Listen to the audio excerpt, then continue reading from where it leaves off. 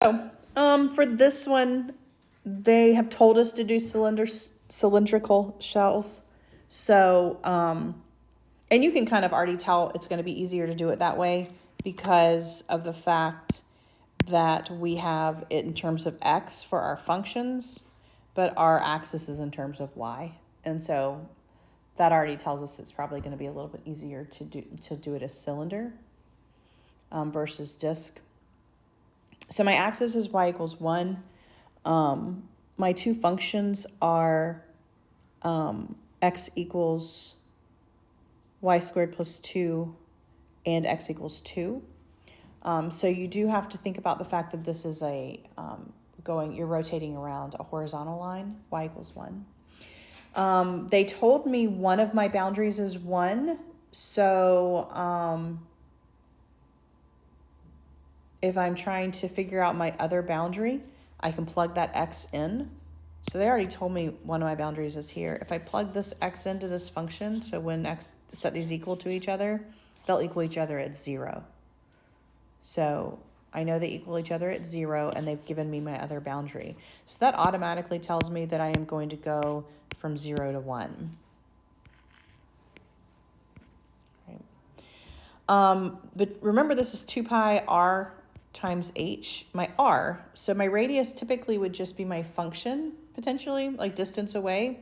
So it would be the y value, potentially. But since I'm revolving around y equals 1, I actually want 1 minus my y value to be my radius. All right. No, like if this were in terms of x, I would say 1 minus x if this was x equals 1.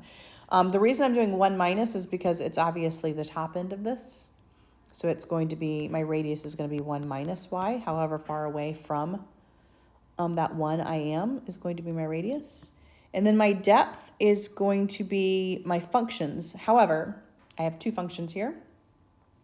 I have the y squared plus 2 and the x equals 2. From 0 to 1, my y squared plus 2 is my taller function, right? Is it higher than my other function? So it's going to be the y squared plus 2 function minus the x equals 2 function, so minus 2 dy. So that's how I'm going to set this one up. Simplify it. This becomes just y squared, right? And then I can distribute it through to this y minus 1. So I would get y squared minus y cubed when I simplify that and distribute. And then you can take the antiderivative. So I'm going to say 2 pi. My antiderivative of y squared is 1/3 y cubed minus 1/4 y to the 4th from 0 to 1.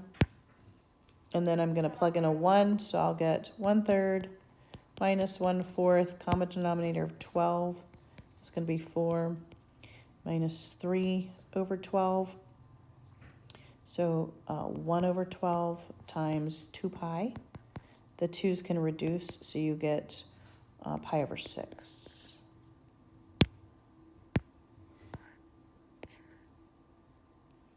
So for this one, I have y equals negative x squared plus 3 and y equals negative 1. Those are my functions. They gave me the from 0 to 2 as my values that I'm going. And I'm revolving around y equals negative 1. Because my functions are in terms of y and my axis is also in terms of y here, I'm going to do disk method. All right. And so disk is pi r squared. Because my axis butts right up next to my boundaries, this is not going to be washer. So there is no, I don't have to subtract, I don't have to do like an r squared minus an r squared, like an outer r and an inner r, because there's no gap between what I'm revolving around, because that negative 1 and the y equals negative 1 is also a boundary. So it's also one of my functions. Does that make sense? Mm-hmm. If it wasn't one of my functions, then I would have to do an outer r and an inner r kind of to figure that out. But this is all going to be 1. So I'm just using my pi r squared. So I'm going to say pi times from 0 to 2, which they've just basically handed to me. And my r squared is going to be the difference between my two functions. So from 0 to 2, I have to figure out which function is going to be higher. If I just plug in a 1, you'll see that the x squared, negative x squared plus 3 is going to be higher. because that gives me a 2, and the other function is -1. So my r is going to be negative x squared plus 3 minus -1, and square that, dx. And so if I simplify this, I'll get negative x squared plus 4 squared. And then you want to actually FOIL that before you take your antiderivative. So you're going to get x to the 4th minus 8 x squared plus 16. And now you can take your antiderivative there. So we're going to say pi 1/5 x to the 5th minus 8/3 x cubed plus 16x from 0 to 2. Right? 2 to the 5th is going to be 32 over 5. Then we have 2 cubed is 8, so 64 over 3, and then plug in a 2 there. 0, zero's out, so we don't have to worry about it. Minus 0. Common denominator is 15. So we're going to say for common denominator here, this one's going to be 96. This one's going to be 320. And this one's going to be 480. So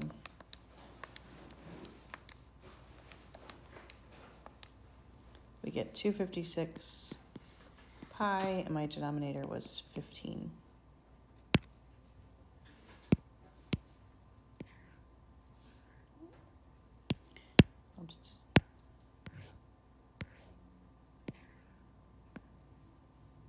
Arc length, we have to take our derivative first, right? Because the formula is going to be 1 plus the derivative squared under the root, right? And so we want to take the derivative first. So we're going to take this and find our derivative. Derivative is just 3 times the 2/3. That just zeroes out, or actually cancels out to 1 because they're reciprocals of each other.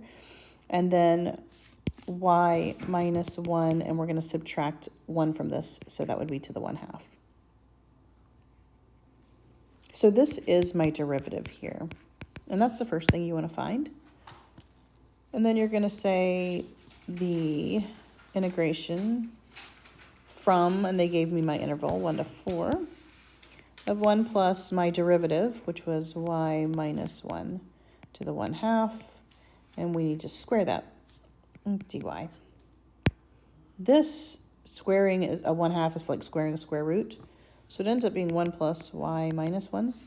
Those cancel, so we end up doing the antiderivative of the square root of y, which is just y to the 1/2. So we would, for that antiderivative there, we would add 1 and then divide by our new. So we're going to say y to the 3/2 divided by 3/2 is 2/3. And we're going to go from 1 to 4.